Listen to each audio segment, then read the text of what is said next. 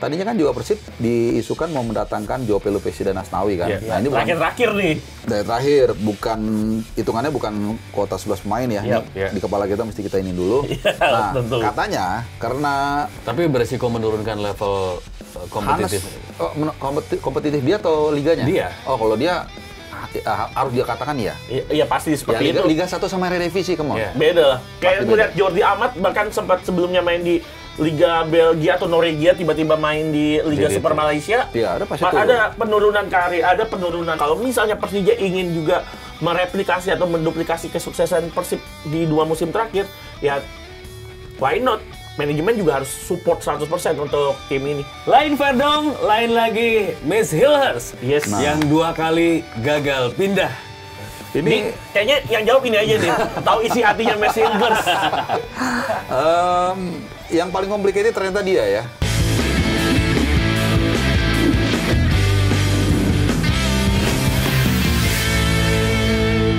Balik lagi di Locker Room, dan hari ini kita bertiga seperti biasa. Ada Labib dan juga Bung Harpa.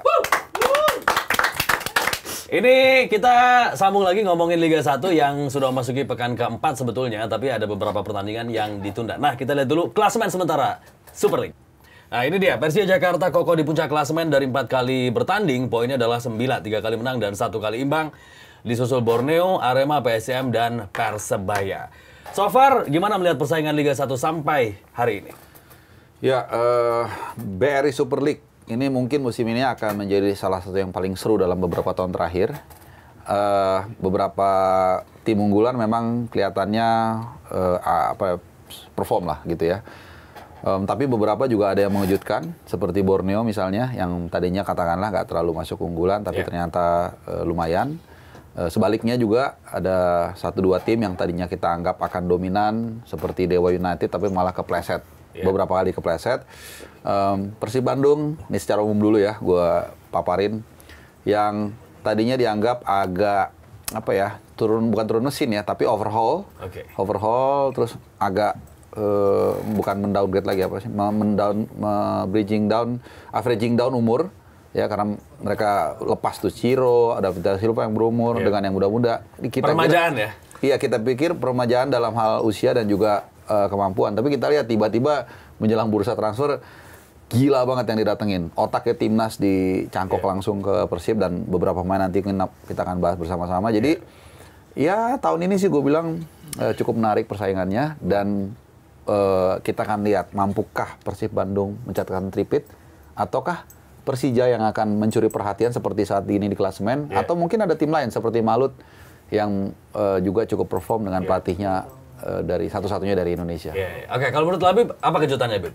Kalau bicara kejutan sih, kalau bicara lebih luasnya ya, melihat Super League saat ini kan seperti yang diinginkan oleh semua pihak, bahwa adanya sebuah upgrade, adanya sebuah peningkatan dari kompetisi Indonesia. Dan ketika ternyata awalnya banyak yang merasa kebanyakan lah pakai 11 pemain asing atau mendaftarkan 11 pemain asing. Tapi nyatanya setelah pemain-pemain asing yang didaftarkan dan sudah diverifikasi ternyata mereka berkualitas, ternyata meningkatkan kualitas liga kita. Kita lihat banyak, kalau bicara kejutan sih nggak terlalu besar selain dari posisi tim-tim ya. Tapi itu kan masih bisa berubah ya. Ini baru awal-awal ya? Masih baru awal-awal kita ngeliat Persija di peringkat pertama, terus diikuti Borneo. Kalau Borneo sih saya melihat memang dalam 3-4 musim terakhir selalu di awal-awal selalu tancap gas. Ntar bahasanya ada bensinnya habis. Tapi kita bisa melihat Persib Bandung mungkin yang saat ini masih berada di peringkat ke-9, itu juga karena baru 3 pertandingan juga. Tapi saya masih melihat sepertinya Dewa dan Malut United di sisa pertandingan nanti, kan masih panjang juga ya, masih sekitar 30 pertandingan lagi, masih ada 30 pertandingan lagi, mungkin akan bounce back lagi. Seperti di putaran kedua musim lalu kan sebenarnya Dewa sama Malut baru tancap gas. Kalau diingat-ingat bagaimana Malut United saat itu dipimpin oleh Sayuri Brothers, Dewa dengan di lini depan ada Marukawa, ada Alex Martins, ada Egy, dan kebukti mereka membutuhkan waktu untuk outstanding selama 1 musim gitu. Tapi saya melihatnya sih kalau di awal-awal ini cukup senang dengan berbagai pertandingan di Super League yang sangat entertain. Banyak pertandingan yang bilang ini salah satu pertandingan terbaik. Persija Malut United itu salah satu pertandingan yang luar biasa. Dewa Malut salah satu pertandingan yang luar biasa. Bahkan kita udah disajikan drama Persib lawan PSIM Yogyakarta, di mana ada 2 penalti dari Persib yang gagal di Stadion Sultan Agung Bantul, yang menurut saya hal-hal seperti ini mungkin akan banyak terjadi lagi di pekan-pekan selanjutnya. Ya, jadi bukan hanya level atau kualitas klub, performa, tapi entertainingnya juga lebih terasa ya. Yes. Oke, artinya memang masih banyak dinamika yang bisa terjadi sepanjang pergelaran musim baru ini. Bahkan juara paruh musim bisa aja flop di putaran kedua gitu ya. Jadi kita tunggu bagaimana persaingan. Nah, tadi kita juga lihat bagaimana perombakan yang dilakukan termasuk Persib Bandung 2 kali juara dan mengincar hat-trick di musim ini. Ada tambahan pemain asing untuk menggenapkan menjadi 11 pemain asing yang menjadi kuota dari Super League di musim ini. Yang terbaru adalah Federico Barba di posisi defender, kemudian ada juga Andrew Jung di posisi depan, dan juga Eliano Reinders. Seperti apa bro mengomentari hadirnya 3 tambahan pemain bagi Persib Bandung? Ya, awalnya kan kita nggak menyangka ya Persib Bandung akan menambah amunisinya segitu masif ya. Artinya secara kuantiti dan juga secara kualitas. 11 pemain sudah dipenuhi, terakhir itu Andre Jung yang memenuhi 11, dan tadi udah juga disinggung Eliano Reinders, Tom Hai, itu bukan kaleng-kaleng ya, gajinya juga gede kan, kita semua tahu. Dan sempat terbersit menjadi pertanyaan kritisnya gini, kok mereka sepertinya nggak ada serinya duitnya, apa nih dibalik ini semua? Ternyata memang hadiah terakhir yang diberikan kalau di sukses melangkah jauh di ACL itu begitu besar. Jadi ini semua perhitungan bisnis dengan kompetisi yang banyak yang akan dilalui oleh Persib Bandung, dan dengan potensi hadiah yang akan didapat, itu semua balik. Literally balik. Makanya mereka nggak keberatan tuh datengin Tom Hai dengan gaji 750 juta, Eliano Reinders juga mungkin nggak beda jauh. Belum lagi untuk jersey. Jersey itu Persib PO aja 10.000 habis langsung ludes. 10.000 kali 1,6 juta loh. 16 miliar. Itu baru 1 PO, nanti PO 2 lagi dan seterusnya. Jadi memang Persib ini gila sih, dan mereka punya potensi untuk melangkah jauh di ACL, dan mungkin untuk di Liga mereka juga punya potensi juga untuk tripit. Yang awalnya sempat tadi gue bilang agak sedikit diragukan ya, karena mereka melakukan permajaan. Jadi ya menarik. Dan satu lagi, ada keberuntungan yang mereka dapat ketika mereka mempush di deadline ini dengan mendatangkan sejumlah pemain, Barba, kemudian Tom Hai, Andre Jung, dan juga Reinders, kepotong sama international break, dan juga kepotong demo kan. Sehingga akhirnya lawan Borneo dipospon. Nah, jadi mereka ada waktu tuh untuk beradaptasi dengan para pemain. Nah, ini yang mahal. Dan kemarin kan gue sempat ke Bandung juga ya, mencoba untuk meliput Persib lawan Borneo. Itu ya mereka gue kontak dengan orang Persib, dan mereka libur dulu kan, Minggu, Senin, Selasa, dan mereka baru latihan Rabu kemarin. Dan menurut info yang gue dapet, beberapa itu yang baru itu memang belum terlalu cair banget, dan belum terlalu fit. Wajar lah baru bergabung. Jadi ada sedikit blessing in disguise dengan situasi terakhir ini, dengan ditundanya pertandingan Borneo dan juga international break. Jadi mereka punya waktu untuk adaptasi yang cukup bagus. Jadi nanti ketika mereka main mungkin 2 minggu dari sekarang, lebih tune in lagi chemistry di antara pemain, terutama pemain yang baru didatangkan. Oke, jadi memang Persib butuh kedalaman skuad untuk mengarungi 2 kompetisi, Super League dan juga ACL2, sehingga ini juga sudah dikalkulasi secara material dan juga faktor-faktor lainnya ya. Menurut Labib gimana? Ya, kalau ngelihat transfernya Persib sih luar biasa, terutama di 3 hari terakhir sebelum bursa transfer ditutup ya. Andrew Jung, beberapa tim Liga Prancis pernah ia perkuat, Valenciennes, Nancy, Brace, nama-nama yang cukup familiar ya di telinga, walaupun raihan golnya belum begitu banyak, walaupun di setiap musim, tapi di usia 27 tahun menurut saya, dengan dia tadinya pernah main di Liga Prancis dan saat ini di Liga Indonesia, mungkin akan ada sedikit kemudahan bagi Andrew Jung dengan karir yang sangat luar biasa. Nancy, Valencia, terakhir main di Liga Yunani, bahkan tampil lebih dari 20 pertandingan dalam satu musim, luar biasa buat Andrew Jung. Tapi saya luar biasanya saya takjub dengan kehadiran Federico Barba yang kita tahu pernah main di Benevento, Empoli juga, dan beberapa klub Liga Italia, Como bahkan saat terakhir ya di Serie B. Kalau nggak salah Roma juga ya? Roma juga. Cuma nggak menembus tim utama. Saat itu, Como, Benevento, Empoli lah yang seringnya. Terus juga Tom Hai, Eliano Reinders, 2 pemain timnas yang saat ini ada di Persib. Tapi dari semuanya saya selalu mengatakan bahwa di awal musim Persib ini masih membutuhkan waktu untuk adaptasi pemainnya. kehilangan 8 pemain asing musim lalu digantikan dengan pemain asing baru bahkan hingga 11 saat ini, plus nama-nama seperti Tom Hai, seperti Eliano, Sadil Ramdhani, menurut saya Persib membutuhkan waktu. Dan betul kata Bung Harpa tadi, bagaimana waktu ketika libur international break ini bisa dimaksimalkan untuk mix and match semua pemain yang ada saat ini. Ya. Di lini depan kita lihat ya, ada Andrew Jung tadi. Yes. Di Ovikret di Yunani, memang dia main reguler ya setiap musimnya. Tapi 2 musim terakhir, capaian golnya hanya 2 atau 3 gol dalam satu musim. Dari 20-an lebih pertandingan yang ia lakoni. Kurang lebih. Sementara yang udah datang William Barros juga di Liga Kuwait pada saat itu nggak bermain reguler. Ya paling hanya sekitar 9-10 pertandingan dalam satu musim. Apakah ini bisa menjadi solusi di depan bagi Persib Bandung? Ya, kalau gue cuma lihat sepintas ya jujur ya, siapa Andre Jung ini. Tapi dari profilnya, tingginya kan juga lumayan tuh, 192, body balance-nya bagus, dan dia ini kan rekomendasi langsung dari Bojan Hodak. Jadi gue rasa sih di kepalanya Bojan Hodak dia sudah punya suatu skema yang gue yakin juga beda dari musim lalu. Nah ini juga biar kita menganyam, dulu kan kita juga sepakat, nggak tahu kita apa gue sama temen gue lupa. Kan gue temen lu juga. Saya juga. Sama-sama. Kan temen gue semua kok baik-baik. Jadi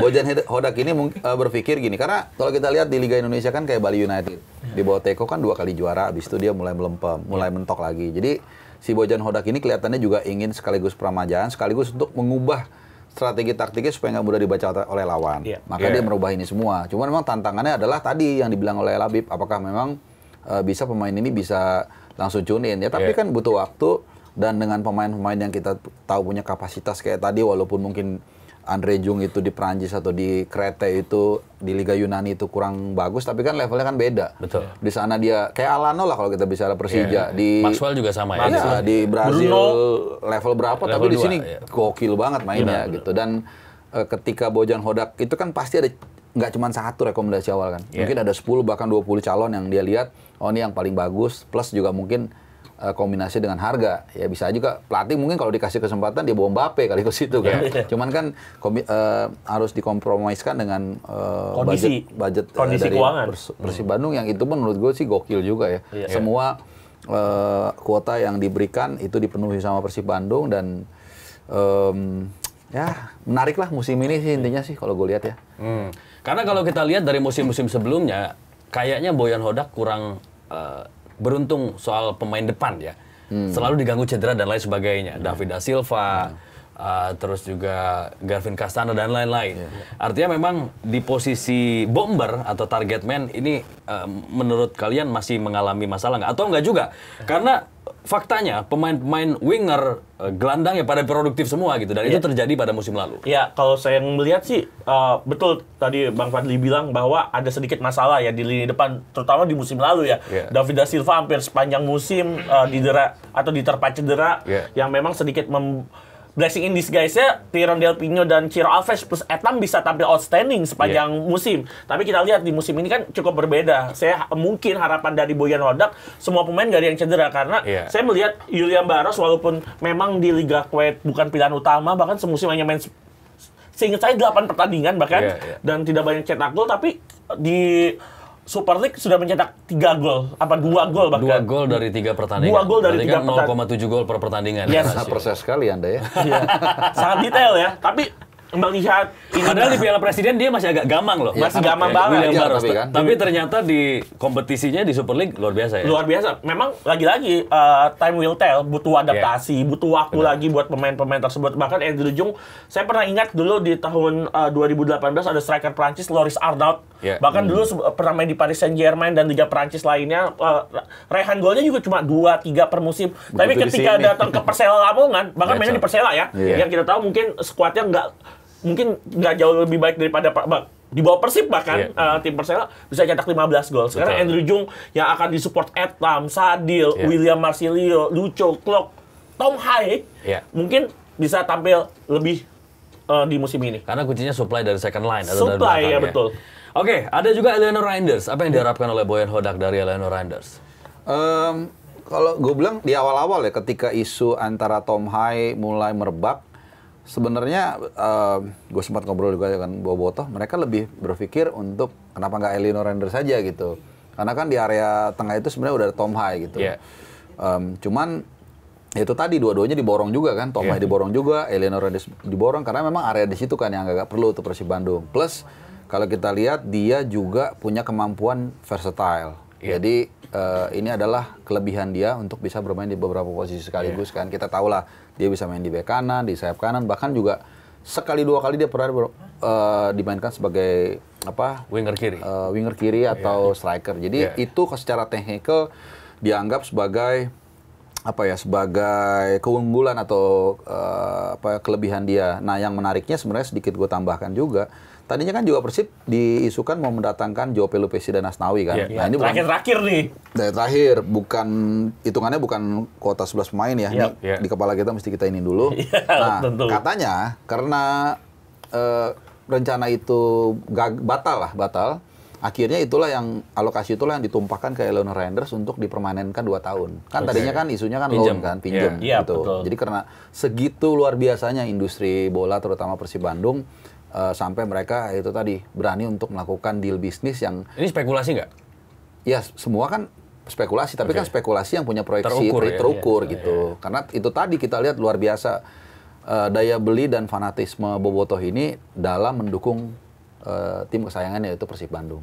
Tapi bukannya sebelumnya Boyan Hodak bilang nggak akan menggunakan semua kuota pemain asing? Kan awalnya karena melihat tiba-tiba 3 pertandingan plus 1 laga preliminary round lawan Manila Gingers kurang meyakinkan, nampaknya akhirnya luluh juga hati seorang Boyan Hodak.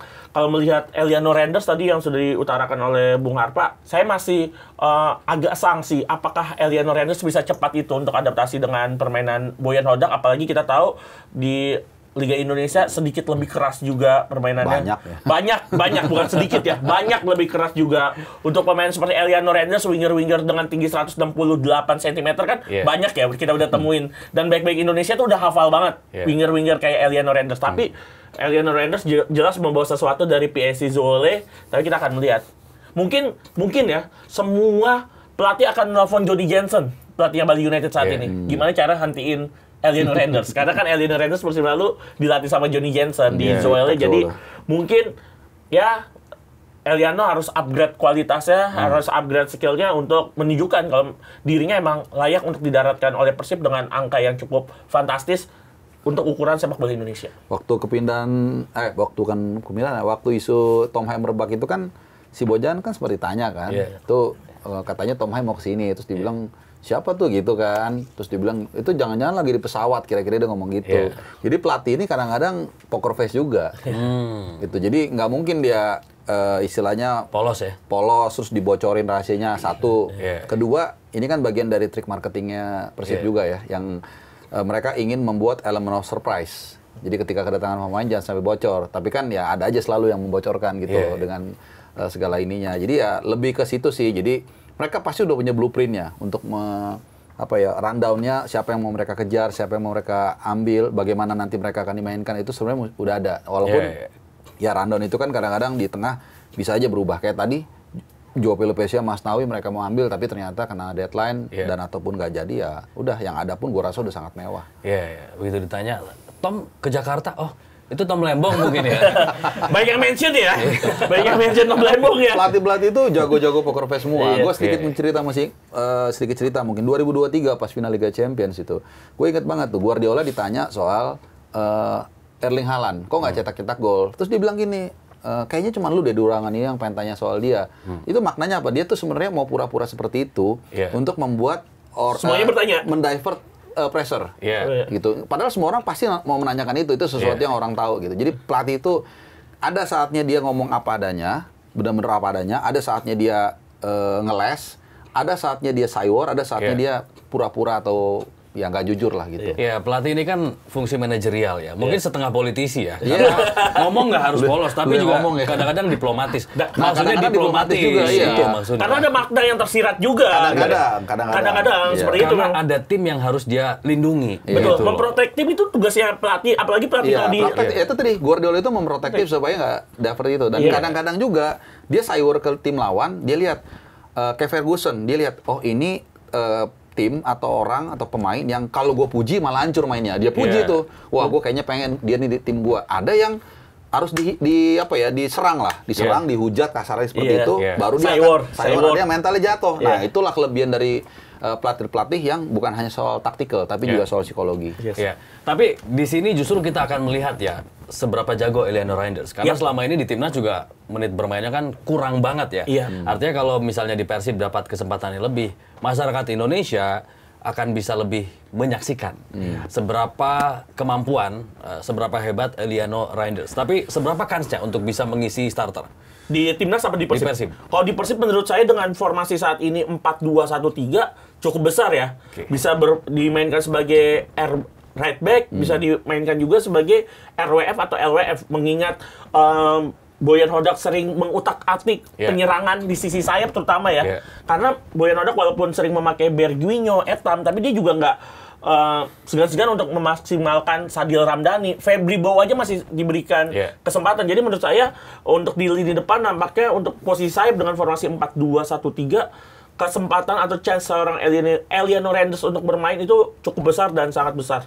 Sebenarnya gue agak kaget juga sih Eliano tuh ke Persib ya. Karena akhir musim lalu itu sekitar 5 pertandingan terakhir lah, itu dia lumayan reguler. Nah, iya bener. Lumayan reguler, terus 1 kali assist, 1 kali clean sheet, yang gue inget ya, 1 kali golin.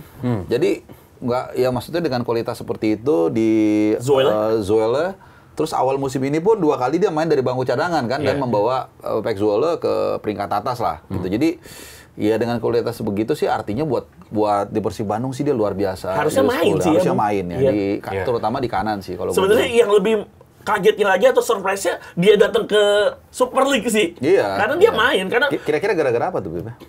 Mungkin tawaran tentunya ada kontrak yang bukan ini apa klub impian dia kali itu. Mungkin jadi Zwolle hanya stepstone saya sebelum akhirnya saya merumput di Super League seperti itu ya.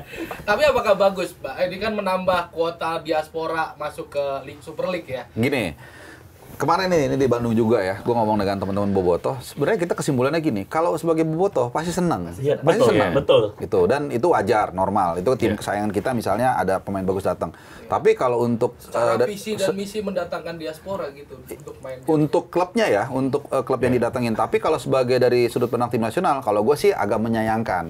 Sayang banget. Cuman itu sekali lagi hak asasi dia, karena kita kan awal-awal ingin mendatangkan pemain diaspora ini kan sebenarnya karena seperti matahari kan selalu menyinari dari jauh kan, gitu, seperti itu. Nah, cuman ya kalau kita tempatkan, jadi kita coba lihat dari berbagai sudut nih. Kalau kita tempatkan ke diri kita kan juga pasti mau kerja yang gajinya gede, nggak munafik juga, gitu. Realistis. Jadi kita boleh berpendapat tapi tidak boleh menjudge bahwa itu salah atau benar, enggak, gitu. Tapi beresiko menurunkan level kompetitif. Kompetitif dia atau liganya? Dia. Oh, kalau dia harus dia katakan ya. Iya pasti seperti itu. Liga 1 sama Eredivisie, beda lah. Kayak gue lihat Jordi Amat bahkan sempat sebelumnya main di Liga Belgia atau Norwegia, tiba-tiba main di Liga Super Malaysia. Iya, ada pasti turun. Ada penurunan karir, ada penurunan, bahkan Jordi Amat akhirnya turun. Tapi ngeliat kalau Jordi Amat kan usianya udah 33 jalan 34 tahun. Itu ada variabel yang nggak dipungkiri seorang pemain bola, usia tuh pasti menjadi salah satu obstacle juga. Tapi ngeliat Eliano Reinders saat ini bahkan umur 25 masih tahun. 25 ya. 24 jalan 25, Desember nanti 25. Saya ngeliat sih Eliano Reinders sebenarnya masih punya kesempatan besar untuk main 3-4 tahun lagi 3-4 tahun lagi, bahkan di Eredivisie kan ngeliat Zwolle yang biasanya di papan bawah atau papan tengah sebagai kuda hitam masih bisa ke tim besar lagi seperti Twente, AZ Alkmaar, mungkin Feyenoord. Itu peluangnya besar banget. Saya ngeliatnya sih seorang Eliano Reinders. Sorry. Oh, itu harapan yang berbicara ya. Itu harapan kalau Tierney Reinders. Hampir kalau Tierney Reinders kesini. Tapi Tierney Reinders mendukung banget ya. Pasti. Adanya kelihatan berapa kali. Nah, kalau tadi sedikit mau nyambung apa yang dikatakan Labib soal Jordi Amat, menurut gue justru Jordi Amat pilihan dia untuk Persija sangat taktis. Taktis banget. Karena pertama tadi usianya harus segitu. Nah, di Persija dia reguler dan berduet dengan Rido. Tandemnya dia. Jadi pelatih Patrick Kluivert pun akan mikir, boleh juga nih gue panggil. Secara timing usia dia juga sudah uzur, memang 33-34. Oke lah, mungkin dia udah banyak persaingan dengan Hapner, dengan Jai, dengan Rido, Messilgers juga. Cuman kan, tapi kan dia mainnya rutin sekarang. Sama Rido pula, udah gampang enak.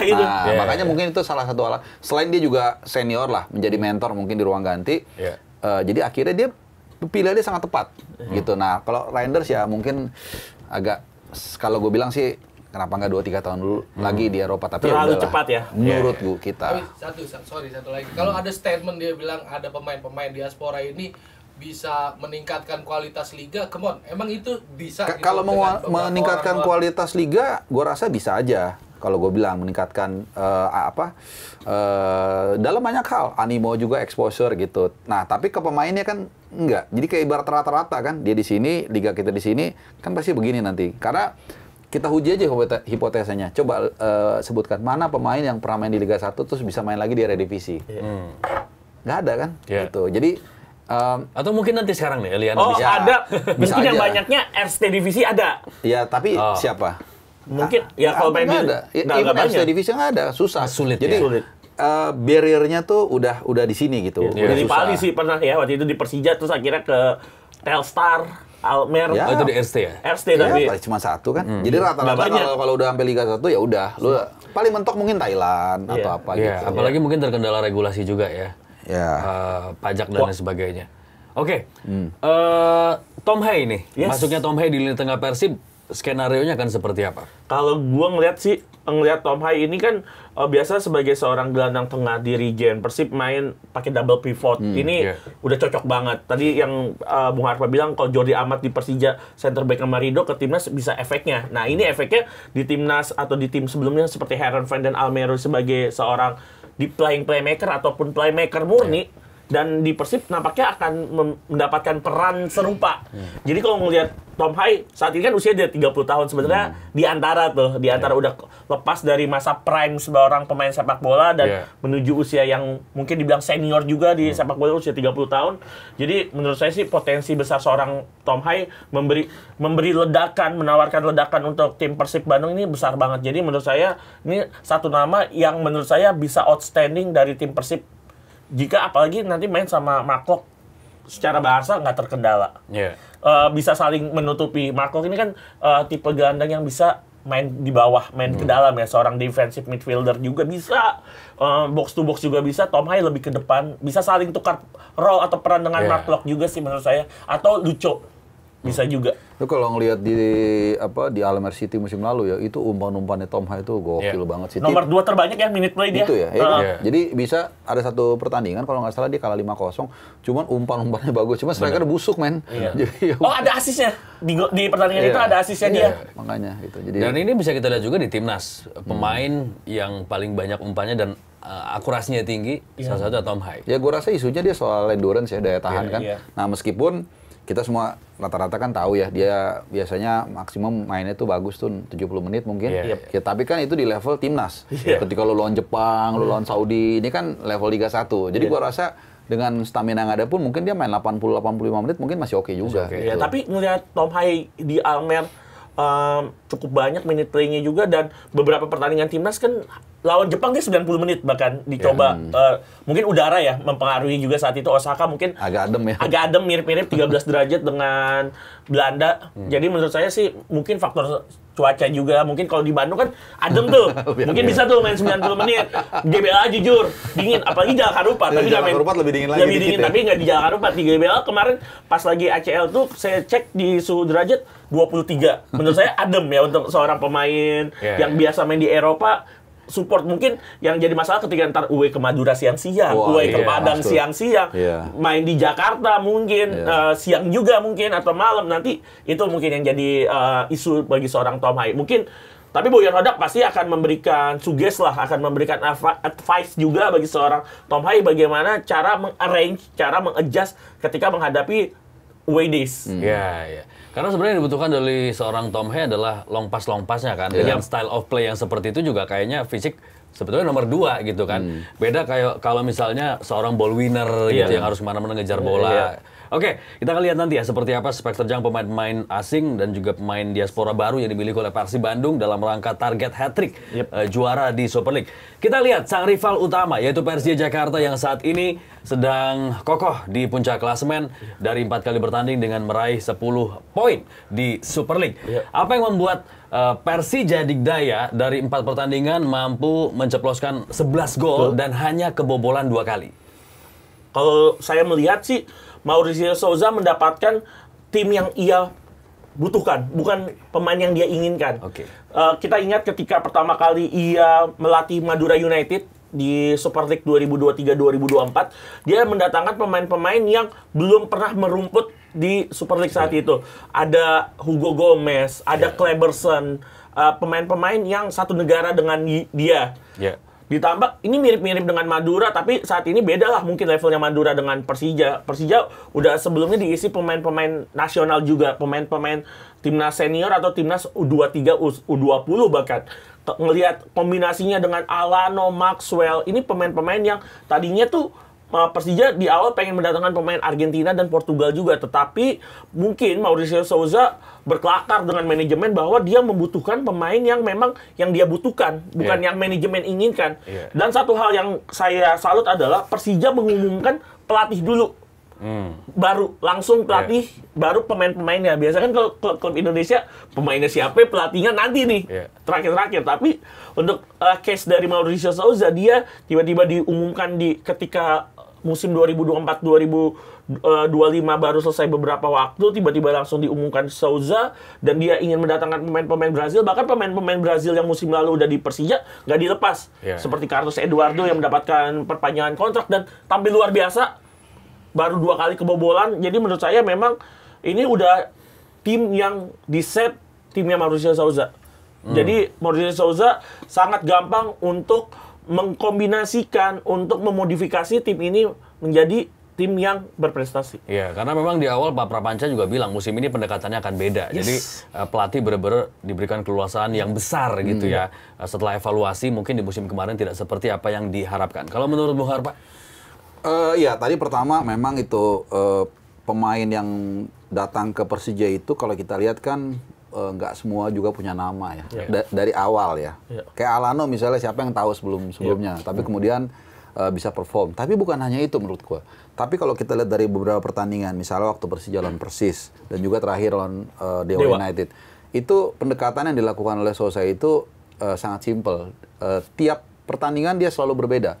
Lawan Persis agak bertahan misalnya, dia akan bermain seperti apa. Lawan Dewa United dia tahu dia akan ditekan, dia main counter. Lawan Dewa itu paling kelihatan banget. Dia nggak ragu, dihajar terus, dia udah tahu mesti ngapain, dia taruh tuh main cepat ke depan, kelar udah selesai. Nah, menurut gua itu yang membuat Persija walaupun di awal-awal mungkin sebagian besar nggak terlalu memasukkan mereka ya di pole position, walaupun pemain-pemain bagus yang datang, tapi kemudian Souza bisa meramu itu dan pendekatannya itu yang menurut gua sangat bagus. Ya walaupun ini lagi-lagi masih 4 pertandingan awal, tapi 4 pertandingan awal ini solid banget. Terutama di lini belakang juga. Potensial ya, Bang? Sangat potensial pada akhirnya karena mereka itu tadi bisa meramu ingredients yang memang diinginkan oleh Souza dan fleksibel ya. Dan fleksibel. Punya fleksibilitas yang tinggi itu ya. intinya. Dan banyak pemain versatile yang dimiliki oleh Persija. Itu. Jadi ya luar biasa sih mereka. Ininya potensi mereka untuk juara besar. Tapi ini kombinasi yang pas antara Jordi Amat dengan Ridho ya. Kalau tadi Bung Harman bilang menjadi kekuatan di lini belakang. Bahkan Jordi Amat kemarin di extra time-nya Persija seperti emang mentalitas leadership nggak bohong ya. Dia layaknya ketika seorang Ridho agak tertekan, Jordi memberikan semangat layaknya seorang captain. Jadi mungkin mentalitas leadership seorang Jordi Amat akhirnya keluar di sini ditambah kemarin juga pendekatan tadi juga menarik pas ketika melawan Dewa United.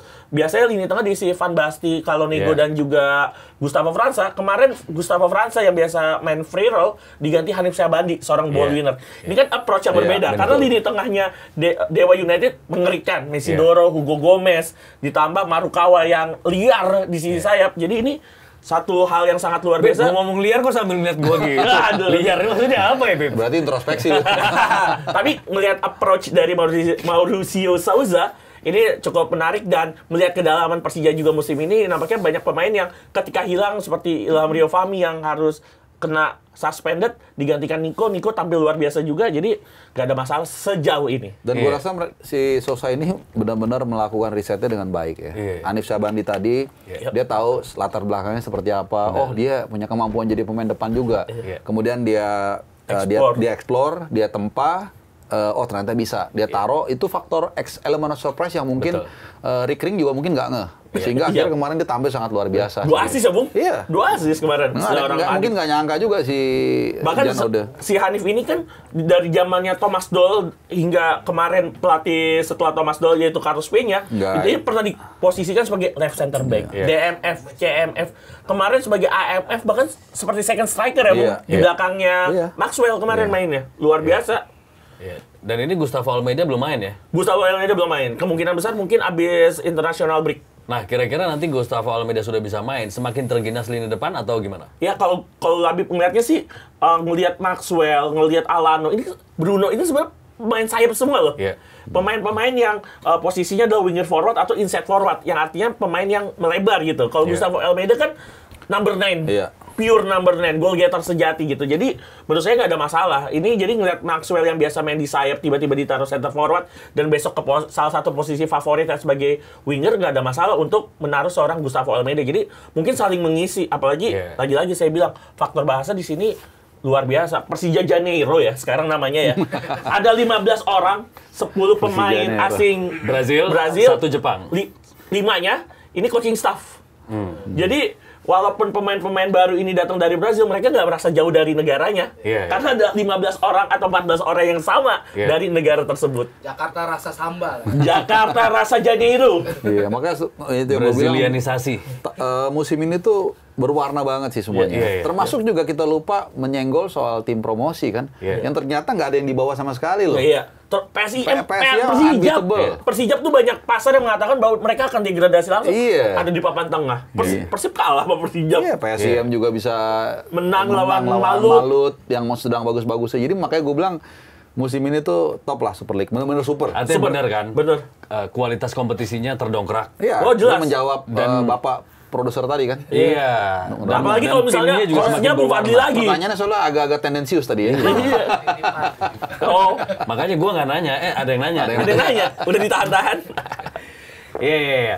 Oke, tapi ini tendangan di awal doang atau kira-kira bisa konsisten? Apa yang menjadi kunci bisa konsisten Persija? Kalau gue, asal nggak ada masalah internal sih. Itu aja. Kadang-kadang suka ada masalah internal, apapun itu, isu internal harus dihilangkan di locker room, di manajemen tuh harus dihilangkan. Kalau setiap tim ingin berprestasi, manajemen harus support di awal. Seperti yang terjadi di tim Persib Bandung, harus kita akui bagaimana manajemen tidak ada isu sama sekali selama 2 musim terakhir. Even ada pemain cedera, wajar pemain cedera main bola, bukan main catur kan, pasti ada yang cedera. Tapi ketika manajemen solid, tim juga ikutan solid. Kalau misalnya Persija ingin juga mereplikasi atau menduplikasi kesuksesan Persib di 2 musim terakhir, ya why not? Manajemen juga harus support 100% untuk tim ini. Kalau gue ngelihat Persija, kalau kita bicara juara mungkin terlalu cepat ya. Karena baru 3-4 pertandingan. Tapi kalau gue ngelihat di mana Persija akhir musim ini akan bertengger, gue rasa nggak akan di luar 3 besar. Jadi abaikan soal 10 poin yang mereka dapat, main bagus, itu bisa aja berubah. Tapi dengan cara struktur Persija yang musim ini sangat profesional, mereka punya kans untuk berada di papan atas. Kalau sekali lagi kalau kita bilang juara, nanti dulu. Karena semua juga nggak kaleng-kaleng juga di Persib Bandung. Bahkan Dewa United pun yang saat ini ada di bawah, dengan materi mereka yang gokil seperti itu, bukan tidak mungkin mereka bisa bounce back gitu. Dewa Malut mah spesialis putaran kedua. Bahkan Arema pun jangan salah loh. Iya, lagi di papan atas juga. Satu lagi, Borneo, kalau nggak kehabisan bensin, sama kayak musim 2023-2024, bisa di papan atas terus, stay. Gitu. Nah, ini kan dengan Persib dan juga Dewa yang mungkin fokusnya terbagi ya, kompetisi domestik dengan ACL2 atau ACGL. Ini menjadi kans bagi Persija untuk menyodok ya, untuk juara. Kita bicara Persib Bandung nih. Ya, artinya kalau dia mungkin bisa mempush nanti poin demi poin, kemudian half season dia bisa, ya let's say, kalaupun bukan peringkat 1, peringkat 2, poinnya nggak jauh dari peringkat 1, atau bahkan dia ada di peringkat 1, poinnya juga cukup pada spare, mungkin dia bisa fokus nih untuk nge-push di ACL 2. Karena mereka udah kelihatan banget pengen memaksimalkan ACL 2 yang selama ini selalu menjadi kritikan mereka kan. Kok kayaknya main-main gitu. That's why dengan kedalaman skuad Persib Bandung, mereka sangat punya kans untuk itu. Cuman banyak faktor X yang kita nggak tahu, terutama cedera. Cedera, akumulasi kartu. Karena Coach Boyan juga sempat bilang, banyak pihak-pihak yang nggak pengen Persib juara lagi musim ini. Kalau gue nggak nggak terlalu percaya dengan omongan itu 100%. Gue sih nggak sepakat juga. Gue ngeliat Tom Hayo udah datang aja dibilang dia nggak tahu. Nah, tapi itu bagian dari strategi Cywar. Bagian dari gimmick ya. Gimmick untuk mungkin dia mungkin kind of playing victim lah dalam tanda kutip. Itu sah-sah aja. Betul. Sah-sah Dan kita aja. butuh gimmick-gimmick seperti itu. Iya, dan lebih menarik lagi kalau ada yang lain menimpali mungkin. Jadi kayak adu pantun, tapi sehat. Menurut gue tuh wajar-wajar aja sih. Mereka adu pantun, kita yang cakep gitu ya. kita tinggal lihat aja di atas lapangan gimana pembuktian seorang Boyan Hodak nanti menghadap. Dan di akhir musim kan, Di akhir siapa musim yang tentunya. metodenya paling berhasil kan gitu. Iya. Karena sometimes Boyan Hodak ketika menghadapi tim-tim dengan cara bermain yang cukup kompak, dia suka kecok juga dia. Kena juga di situ. Oke, kita lihat juga Malut United. Yap. Satu-satunya tim dengan pelatih lokal, Coach Hendry Susilo. Tapi kita lihat bagaimana satu pelatih lokal ini bisa menjaga gengsi pelatih domestik dengan membawa Malut sejauh ini juga tampil cukup baik ya. Dari 4 kali main, 1 kali menang, 2 kali imbang, dan baru menelan 1 kekalahan. Malut ini tim yang menarik menurut gua. Belum lama promosi ke Liga 1. Dan saat ini walaupun ganti ke pelatih, dan pelatihnya pun bukan pelatih yang punya nama. Dalam arti sebelumnya tuh kalau nggak salah nggak pernah Sriwijaya FC Liga 2 bahkan. Liga 2 lah. Seringnya gitu di Liga 2 memang. Dan gua honestly awal-awal agak underestimate juga nih, bisa nggak sih menghandle. Dan tahun ini kan dia datengin lagi bintang lebih banyak lagi kan. David da Silva, Tyrone Del Pino, Ciro Alves, Dimas Derajat. Franka, Dimas Derajat, dan lain-lain semua itu. Ini dia pelatih nggak punya nama, bisa handle nggak? Ternyata memang kalau tim strukturnya itu udah bagus, dan yang gue tahu itu ownernya tuh TOP BGT, ya mereka punya kesulitan itu. Meskipun di awal sempat ada kepleset. isu nggak enak. Nggak enak juga. Kemudian juga sempat kepleset kalah dari PSM Yogyakarta. Tapi again, kita nggak bisa mengeluarkan mereka dari persaingan di papan atas. Mungkin kalau untuk juara agak sedikit berat ya. Honestly, bukan karena mereka tidak punya materi atau kemampuan, tapi kalau lu belum pernah juara, untuk pertama kali juara itu susah.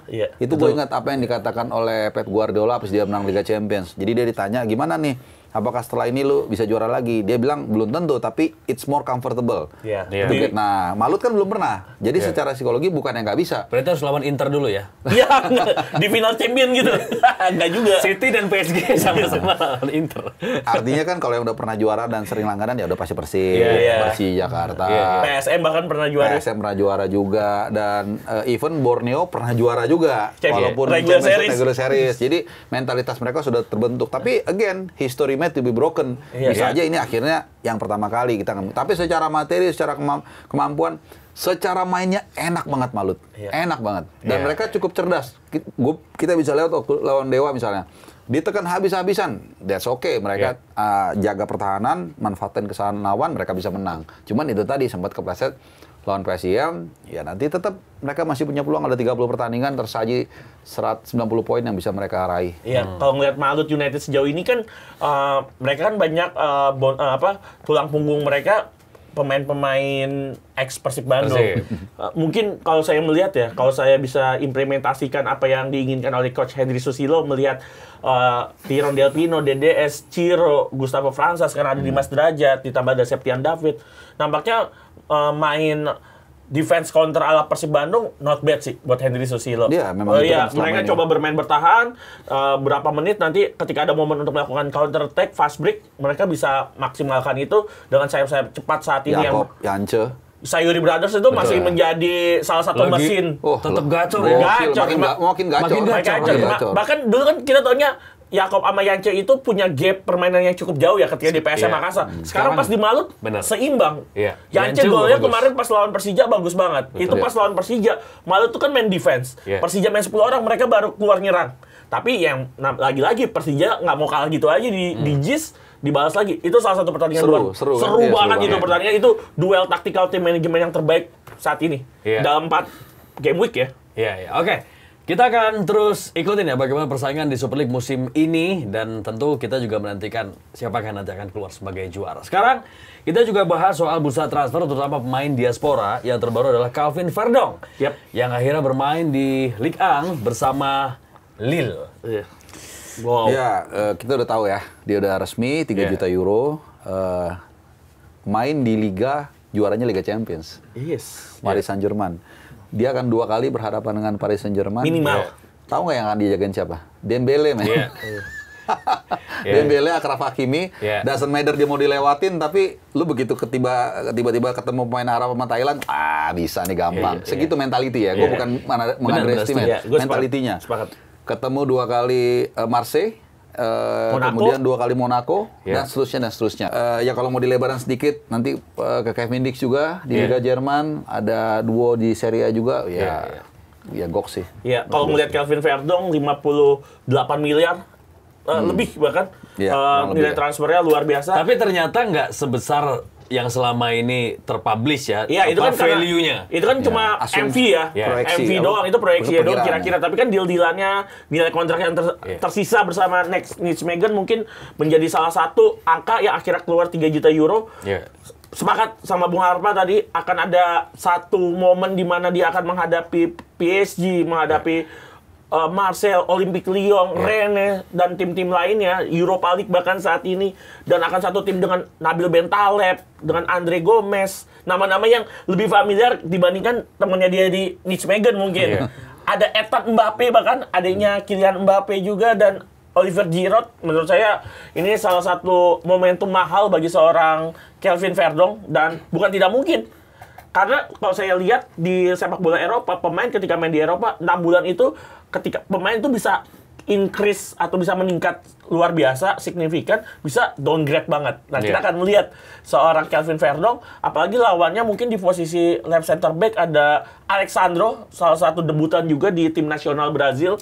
Ini akan kompetitif, bersaing secara kompetitif, yang satu back timnas Brazil, yang satu back timnas Indonesia. Nggak apa-apa lah, nggak usah takut, sama-sama timnas kan. Dan gue akan melihat Kelvin Verdong sejauh mana akan struggle di Lille. Ketemu Roma dia di Europa League ya. Ketemu AS Roma. Ya, artinya kans untuk bermain starter ini sangat besar ya. Mengingat Lille juga main di 2 kompetisi atau 3 plus Piala Prancis ya. Coupe de France. Iya. Kalau kita lihat Verdong ini kan menjadi kelebihan, dia stamina oke. Nggak ada capeknya tuh. Main. Kalau kata orang Jawa, langkah udele, nggak ada udelnya. Iya, nggak ada pusarnya. Udah gitu, passing progresifnya mungkin kalau dilihat dari statistik menjadi salah satu pemain yang paling banyak. Operannya juga paling banyak. Areal duel war-nya juga tinggi. Jarang cedera. Kemudian bisa main at least di 2 posisi, CB kiri dan juga left back. Konsisten. Makanya mungkin setahun terakhir ya ketika gue ngikutin dia di Rapport Abroad, di Nijmegen, dia terlalu buat gue tuh kalau Nijmegen itu atau Eredivisie itu terlalu mudah buat dia. Gitu menurut gue. Easy ya? Kelihatan dia kayak nggak kesulitan gitu. Makanya waktu itu dia sudah saatnya mencari tantangan baru ya, dengan level yang lebih tinggi. Betul. Nah, waktu itu gue berpikir atau sempat dengar juga, oh dia mau ke La Liga nih, Osasuna atau mungkin ya sejenis-jenis itulah. Ke Barcelona nggak ya? Jauh lah, terlalu besar. Harapannya kira-kira.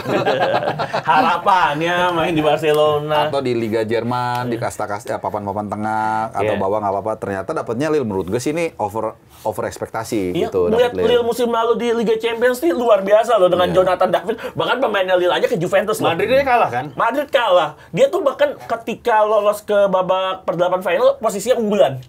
Ngelihat pemain Lille tuh banyak ke Juventus musim ini, ada 2, bahkan total dalam 2 musim ada 4 pemain ke Juventus. Gantinya Kelvin Verdong. Artinya kan Kelvin Verdong punya standar untuk bermain di Lille, dengan Lille yang saat ini levelnya bahkan udah bukan kuda hitam lagi menurut saya, udah papan atasnya Ligue 1 sekarang. Mungkin kemarin kepleset aja di peringkat ke-5 di akhir musim 2024-2025, tapi tetap not bad buat Lille main di Europa League. Ya, dan sekarang udah masuk lagi ke 4 besar Ligue 1. Jadi menurut saya lagi-lagi challenge yang didapatkan oleh Kelvin Verdong buat dirinya bisa sejauh mana dia menjawab kepada publik Lille. Ketemu AS Roma, Red Star Belgrade, Celta Vigo, nggak kaleng-kaleng juga di Eropa League. Cuman nggak tahu ya, mudah-mudahan dia sih dapat tempat utama lah. Itu reguler, itu juga paling penting. Jadi takutnya dia di Lille pemain cadangan, tapi gue rasa nggak sih dia dapat tempat reguler sih kalau ngeliat dari. Ngelihat mungkin kalau di posisi left center back lawannya Alexandro agak berat ya. Mungkin di left back. Iya, di left back. Benjamin Pavard lawannya dia mungkin bisa di... Soalnya nggak ada kalau left back ya, ini bukan left center back. Kalau di left back nih pemainnya nggak begitu famous gitu, nggak begitu big names, tapi bisa bisa lah secara kompetitif di dalam tim internalnya dia bisa lewat. Dan karena gini juga, Beb, ada 3 kompetisi. Yep. Ya itu kan nggak mungkin juga main terus. Yes. Ya Satu pemain mungkin, ya nggak mungkin. Ya mungkin dia kelelahan, fatigue, Pasti. bisa cedera, bisa bukan kita berdoa nih, atau match fitness atau akumulasi kartu, atau ya memang rotasi aja gitu. Jadi kesempatannya sangat besar. Even timnya lagi jelek sekalipun, Verdong biasanya tetap main bagus. Iya, gue nggak pernah lihat main konsisten jelek. permainannya. Kalau ngelihat dia di media-media online dengan poin-poin yang ngasih poin gitu, tim-tim betul. Ketika yang lain nilainya 6, 6,5, dia udah 7 sendiri tuh. Artinya dia berkontribusi secara positif dan maksimal sepanjang pertandingan. Nah, kita akan lihat kontribusinya sejauh mana di Lille nih. Sayangnya mungkin kalau kita tarik ke timnas, di area situ numpuk tuh. Di left back dan LWB. James, ada Saint Patinama. Ya, name it lah itu semua. Bahkan juga kayak Kevin Dix kalau mau ditaruh di situ juga bisa sama Jesse Nabnar. Atau Pratama Arhan mau didorong lagi juga bisa. Tapi kan tetap jadi pilihan utama. Iya, makanya sayangnya tuh jadi antriannya banyak dan itu kan susah nembusnya Verdong kan gitu. Ini juga jadi sejarah, Verdong jadi pemain Indo pertama di Liga. Tapi dulu pernah ada trial. Rocky Putirai di Auxerre. Aja Auxerre. Tapi trial aja. Itu ada yang nyamain sebenarnya tapi nggak jadi. Iya. Itu kalau Rocky Putirai waktu itu zamannya sebelum Jibril Cisse sama Oliver Kapo tuh ya. Iya. Belum lahir gua. Aduh, bohong banget kalau itu. Kalau dibilang pemain-pemain tua langsung belum lahir tuh. Padahal mau mancing saya. Apa kabarnya kita ya, Bib? Iya. Oke. Lain Verdong, lain lagi Miss Hillhurst. Yes. Yang 2 kali gagal pindah. Ini kayaknya yang jawab ini aja nih. Tahu isi hatinya Messi Hillhurst. Yang paling complicated ternyata dia ya. Karena kan tadinya kan Tom Hai sama dia. Bukan nggak dapat klub ya, dia udah dapat klub, tapi mau pindah cuman stagnan. Kalau Tom Hai memang waktu itu belum dapat klub. Dan kontraknya habis ya dari Almer City. Kontraknya habis, tapi akhirnya dapat kan. Jadi mirip tahun lalu lah. Tahun lalu dia dapetnya tapi Almer City. Hillhurst sebenarnya pisahnya baik-baik dengan Twente. Oke bos, gua cabut ya. Oke, masukin transfer request. Pelatih Twente udah nyusun untuk 1 musim ini. Tapi kemudian nggak deal. Makanya kalau kita lihat komen-komen teman-teman nih, netizen kan banyak yang bilang nyalain agennya kan. Ya kita nggak tahu masalahnya apa. Karena memang market value-nya lumayan.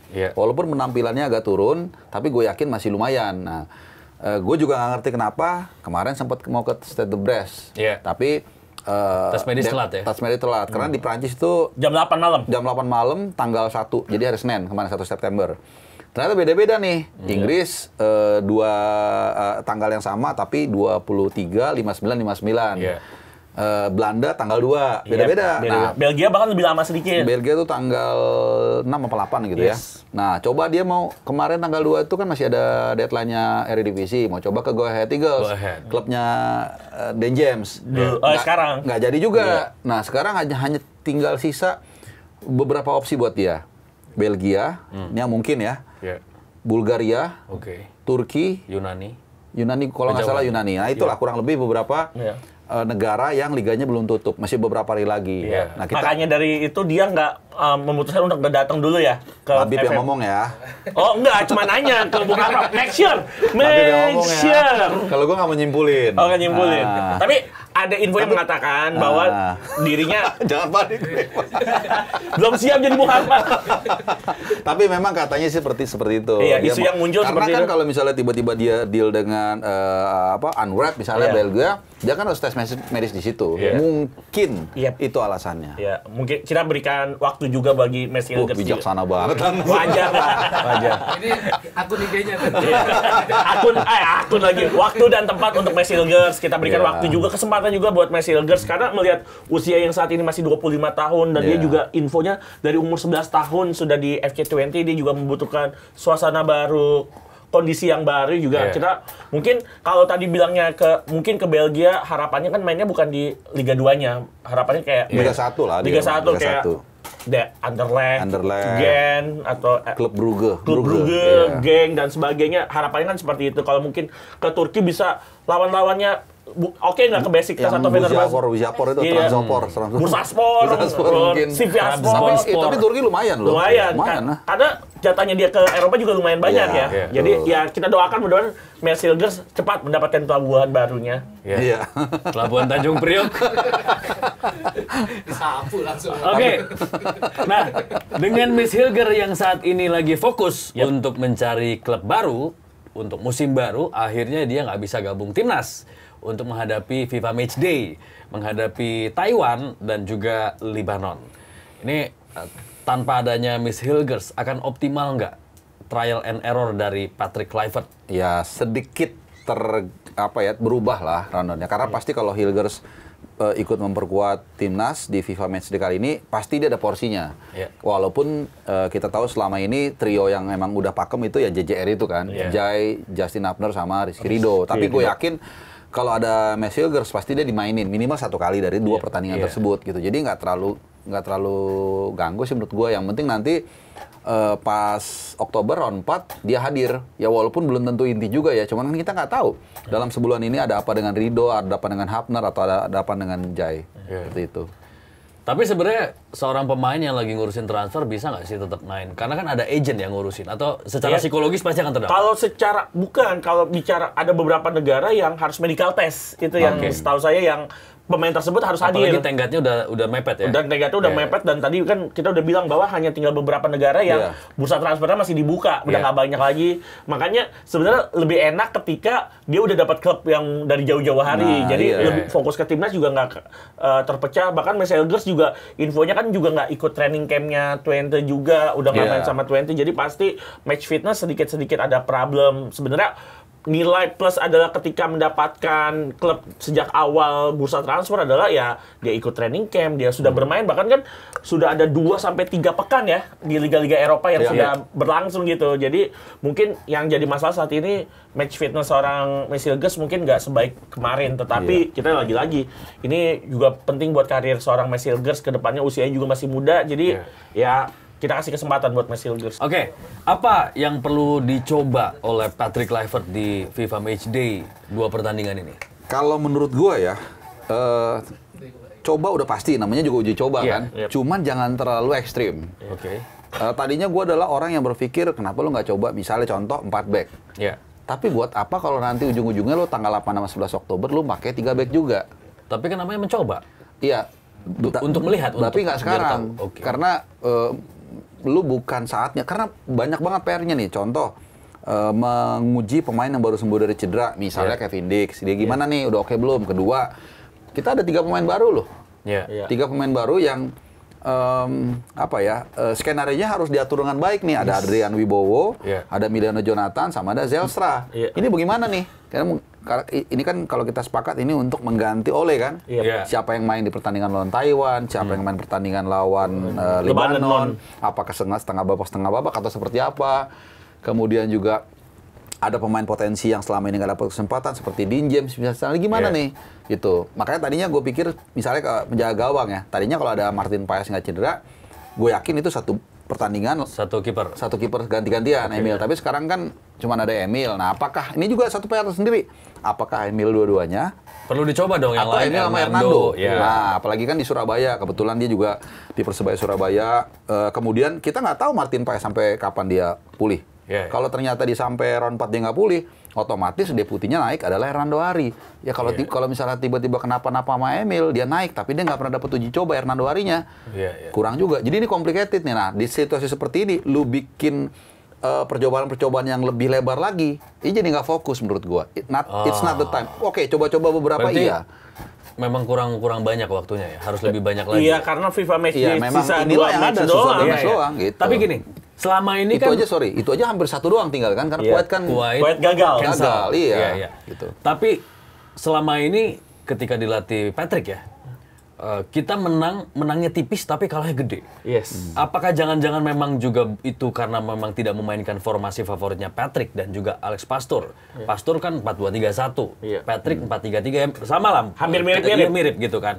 Apa karena memang selama ini salah formasi atau gimana? Kalau menurut gua nggak juga ya, karena pelatih itu kan menurut gua seperti chef atau koki. Kadang-kadang ingredientsnya seperti apa, udah ada modanya seperti apa, lu nggak bisa ujuk-ujuk juga itu mengubah. Karena klub itu beda dengan timnas. Kalau klub, lu datang hari ini pelatih, main di 2 minggu lagi, tiap hari lu bisa drill pakai metode yang baru. Timnas kan cuma ketemu 2-3 hari. Betul. Terus tiba-tiba lu suruh main 4 back, nggak segampang itu. Nah, malah kalau gue lihat tadi yang menyinggung kemenangan tipis itu kan setelah kita kembali bermain pragmatis. Ketika di Australia ujuk-ujuk main nyerang segala macem, tiba-tiba hancur lebur. Mulai sadar. Mulai 3 back nih kayak aman nih. 3 back aman dan kemudian main counter press lebih aman, dan gue yakin itu kemungkinan besar sarannya Alex Pastur. Karena kalau kita lihat 3 kali dia bawa promosi tim RST divisi itu karena bermain pragmatis.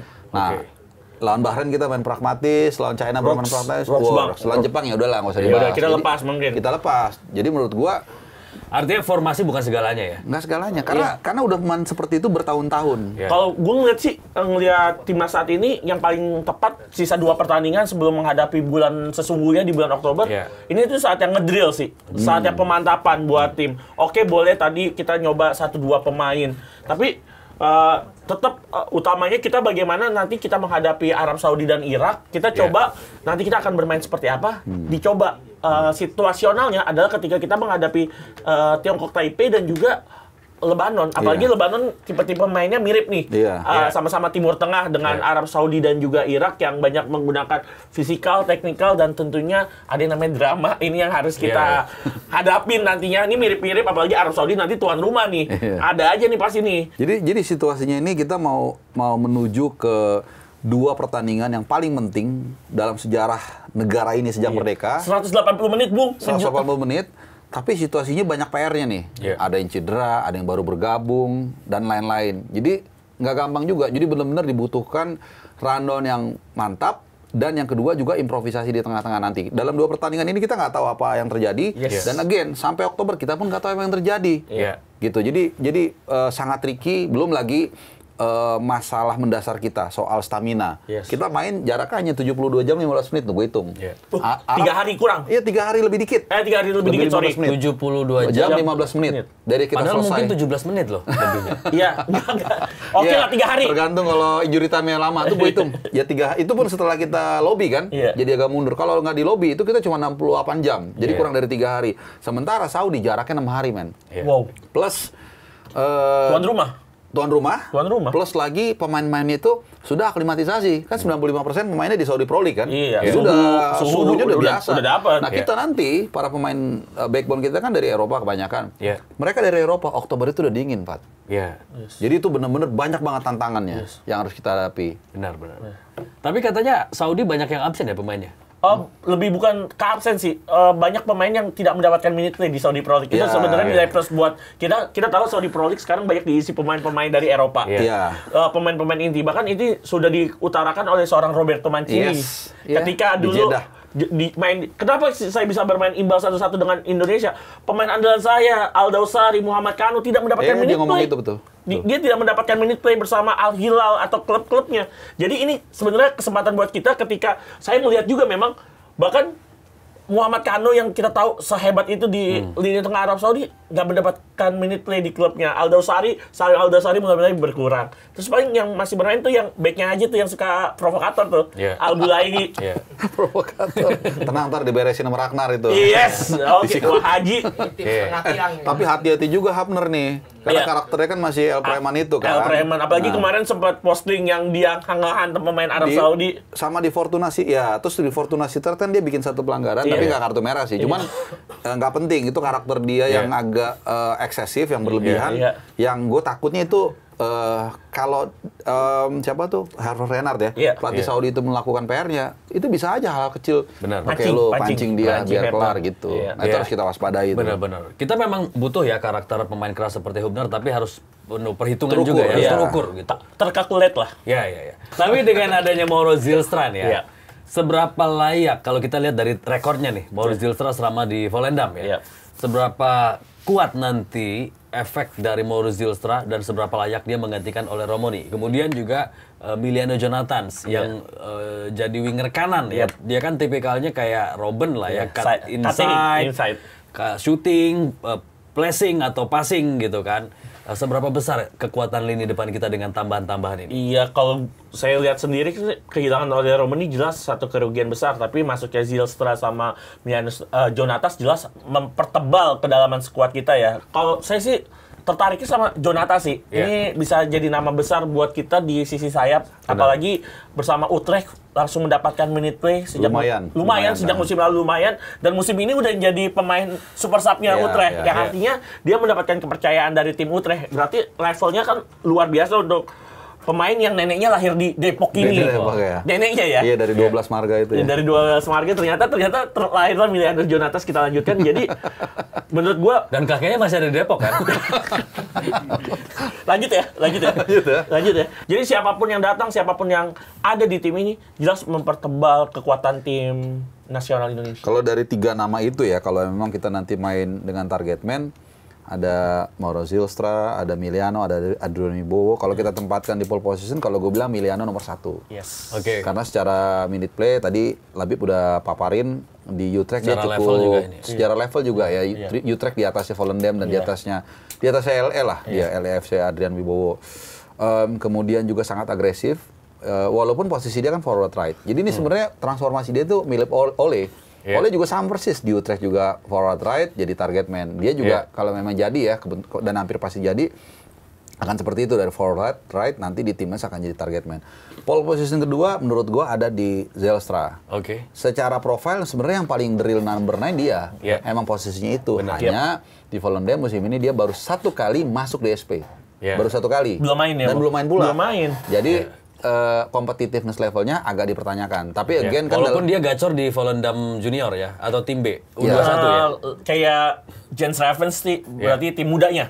Iya, di dia cetak 15 ya. gol kalau salah. Iya, tapi kan levelnya agak sedikit Berbeda. Tapi beda. begitu di senior belum. Maksud gua dibandingkan Miliano kan tadi dengan FC Eredivisie jauh Miliano kan. Nah, yang ketiga mungkin Adrian Wibowo. Karena dia ya MLS mungkin nggak lebih tinggi dari Eredivisie ya, mungkin ya. Betul. Terus dia juga sangat jarang bermain, jadi dia ada urutan ketiga. Cuman mungkin ini adalah kebijakan dari antara federasi dan pelatih yang put all stakes untuk 2 pertandingan terpenting dalam sejarah kita yang bisa tambahin.